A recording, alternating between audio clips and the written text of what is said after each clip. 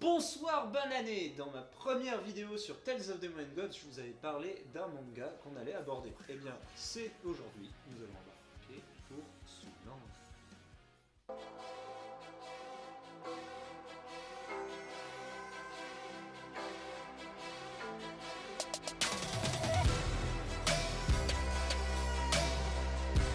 Soulland est un manga écrit par Tang Jiasan Chao et dessiné par Mu Fengshun. C'est un manga qui est édité aux éditions Nazca, donc qui dit Nazca dit édition d'un light novel ou d'une webcomic en manga, et qui est également du coup fait en colorisé. Et actuellement il y a 2 tomes sortis dans la série aux éditions Nazca. Concernant le scénariste et le dessinateur, donc on n'a pas beaucoup d'informations, si ce n'est que le scénariste a donc fait Child of Light, qui est un web novel aussi. Je ne l'ai pas encore lu, donc je ne peux pas vous dire s'il est bien ou pas. Et concernant le dessinateur, donc Mu Fengshun, également on n'a pas beaucoup d'informations, il est très très discret, mais il aurait travaillé sur des projets assez similaires.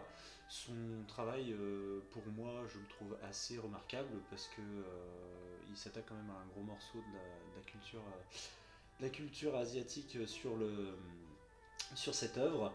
Les dessins sont relativement corrects.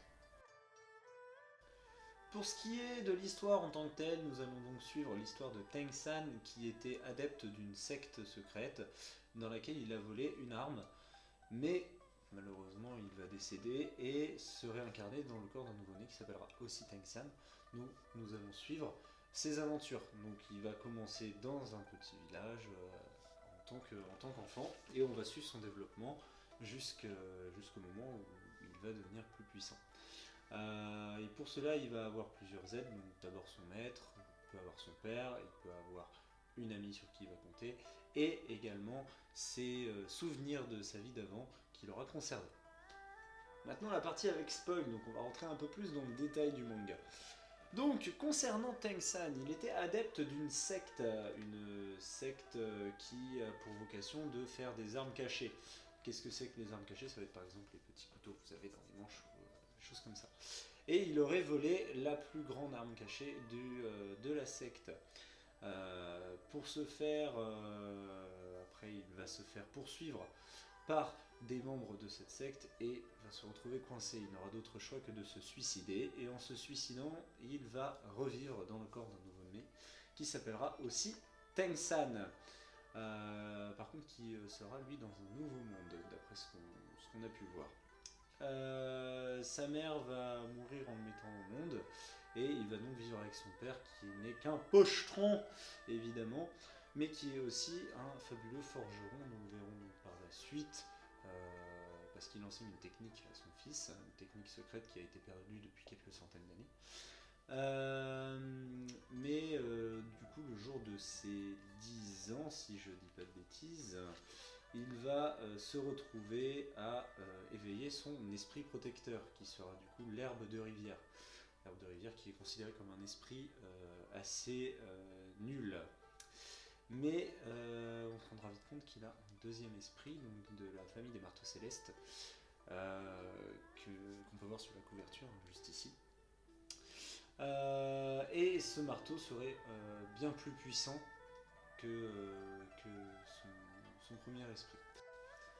Suite à ces révélations sur ces 2 esprits, Tang San va donc partir dans une école faite pour lui, donc pour apprendre à maîtriser ces esprits. Il va très vite se rendre compte, grâce à son maître, que ces esprits peuvent être augmentés avec des anneaux. Donc, des anneaux, c'est quand on va tuer une bête, on va pouvoir récupérer un anneau d'esprit, une sorte d'âme si vous voulez, qui vont vous permettre de développer des pouvoirs. On peut avoir dans sa vie que 10 anneaux et monter du niveau 1 au niveau 100. Tang San commence directement au niveau 10, donc il peut déjà intégrer un anneau. Son maître va lui expliquer tout ce processus, et il va donc choisir des anneaux pour d'abord améliorer son herbe de rivage, et ensuite vouloir prendre les meilleurs anneaux pour améliorer son marteau céleste. Vous allez donc suivre tout son apprentissage auprès de son maître, et vous allez voir la relation qu'il va développer à l'école avec une de ses meilleures amies, qui deviendra entre guillemets, sa seule amie à l'école, avec qui il va très bien s'entendre et qui, elle aussi, est assez forte pour se défendre toute seule. Et ce manga va se terminer, en tout cas ce tome-là va se terminer sur le fait que il va récupérer son premier anneau. Donc en gros c'est un manga que je vous recommande d'acheter, que j'apprécie également. Vous pouvez le retrouver en librairie au prix de 8,95 €, donc aux éditions Nazca. N'oubliez pas, c'est un manga aussi assez limité, donc il n'y en a pas beaucoup de tomes sortis, et pour faire prospérer la maison d'édition que j'adore, n'hésitez pas à l'acheter ou à le commander. Vous pouvez l'avoir aussi sur Bubble pour les commandes en magasin. Et pour la prochaine fois, nous allons donc parler de Buso Ranking. Je vous laisserai découvrir ce que c'est.